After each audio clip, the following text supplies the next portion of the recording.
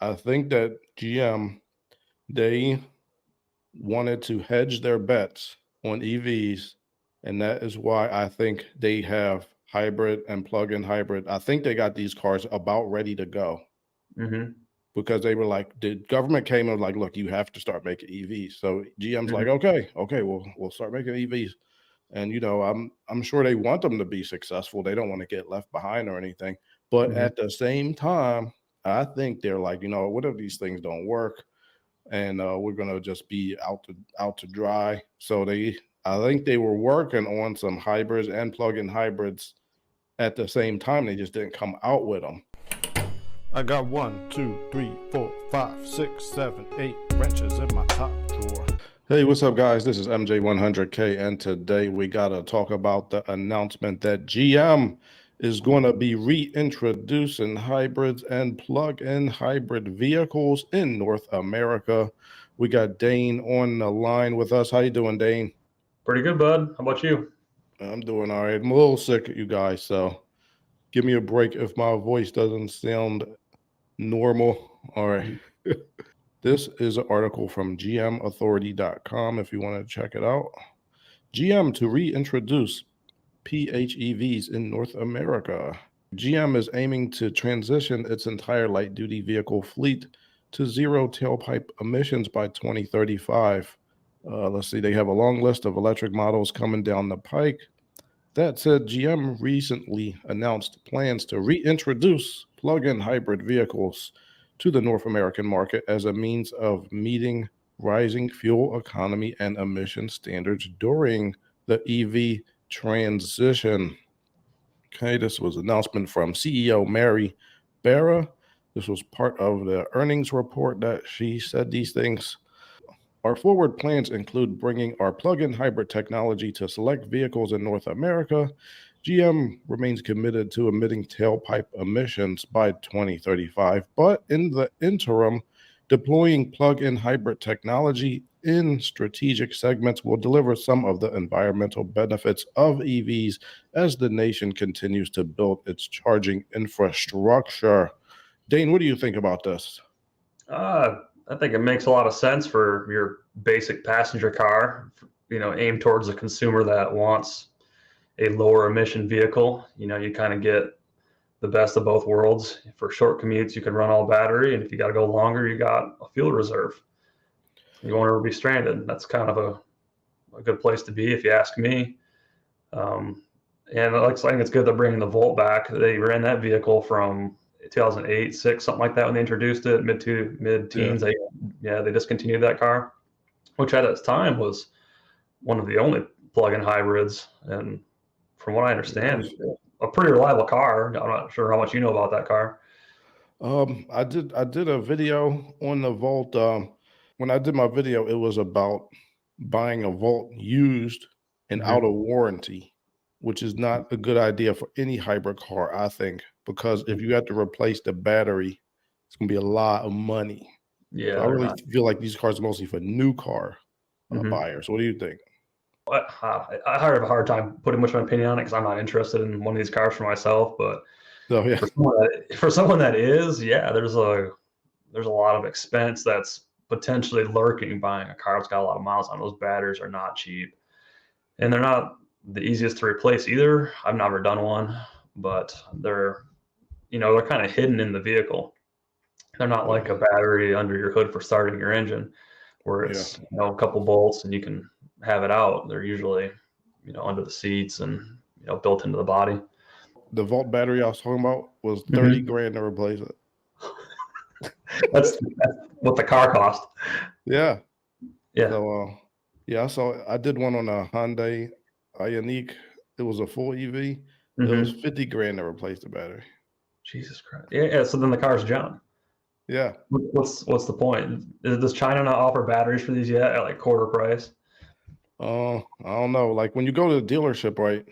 They Hmm. want you to get it from a real supplier, like not Yeah. from friggin' China Harbor Freight battery.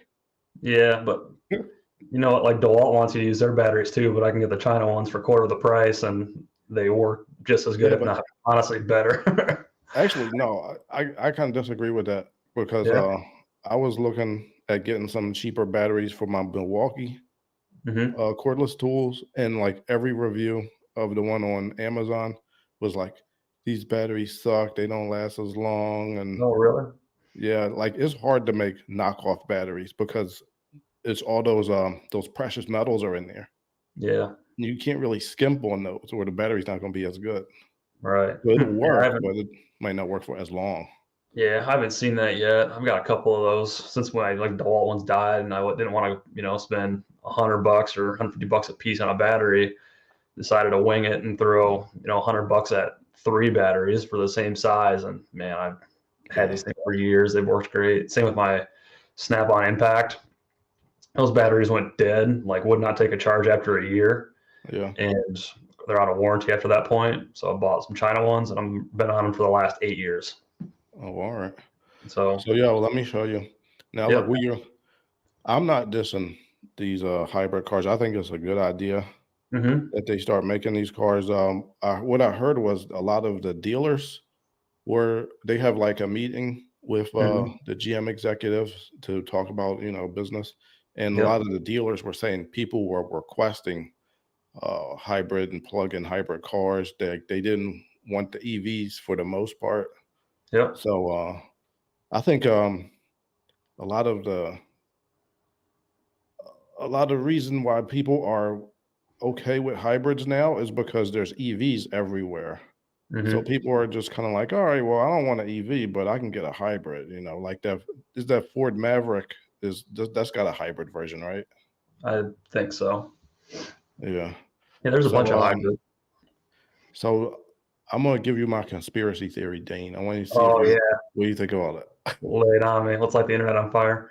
I'm the Alex Jones of car predictions. All right. Yeah, give it to me. All right, this is what I think, right? Hmm. I think that GM, they wanted to hedge their bets on EVs, and that is why I think they have hybrid and plug-in hybrid. I think they got these cars about ready to go Hmm. because they were like, the government came and was like, look, you have to start making EVs. So GM's Hmm. like, okay, we'll start making EVs. And I'm sure they want them to be successful. They don't want to get left behind or anything. But Hmm. at the same time, I think they're like, what if these things don't work? And we're gonna just be out to dry. So I think they were working on some hybrids and plug-in hybrids at the same time. They just didn't come out with them. And I Hmm. think the proof is going to be if you see some new plug-in hybrids and EVs coming out within the next year and a half, that is proof that they were working on them at the same time because it takes about 4 to 5 years to go from nothing to a full car that you come out with. It Hmm. takes time to get everything together. You got to get all the suppliers together. You got to write the service manuals. You got to get the lines ready, the production lines ready. You got to source all your supplies and everything, and that takes time. And you got to test the engine. You got to certify it for emissions. Did these cars come out fast for the next year and a half, that means I was right and they were getting ready for this. What do you think? Oh, dude, I'm full in. Yeah, because it makes total sense. It's almost like they knew there was going to be a decline in the EV market before there was a decline in the EV market. Yeah. Because, like you said, I mean, 4 to 5 years would be an accelerated time to develop a new, powertrain. We're probably talking 8 years or more on some of these, combined hybrid systems. It's not like, oh man, we saw sales dipping on the EVs. We gotta figure something out, and then a couple months later, you got a hybrid. No, it doesn't. It just I doesn't, know, doesn't right? work like that. These things get tested for years. They gotta get tested in the hot. They gotta get tested in the cold. They gotta get tested in dirty environments, wet environments, Yep. high humidity environments, dry. I mean, you name it. They get tested in it, and then of course that's in test cells, real world environments. This stuff does not happen over time. Plus, everything's got to get meshed together. It's got to get, all the wiring and powertrain's got to get coupled to the vehicle it's going to be in. There's so much stuff to do. Oh, so much stuff. Yeah, so these things have been in the works for a while. It's almost like they knew what was coming before it came. Yeah. So that's what I'm telling you. I think people, they sometimes they want to talk trash about GM, but I think GM is a top OEM. Hmm. I think it's the top one in the US. And throughout the world. They're in the top 10 of sales throughout the world. Like Toyota's #1, but GM, I think they're, I don't know, I think about 6 or 7 worldwide. Yep. And yeah, those guys know what they're doing. They're not amateurs. Been in this game for a long time. They're not in the position they're in for being dummies. All right, you guys. Well, thanks for tuning in and have a good one. All right. See you guys.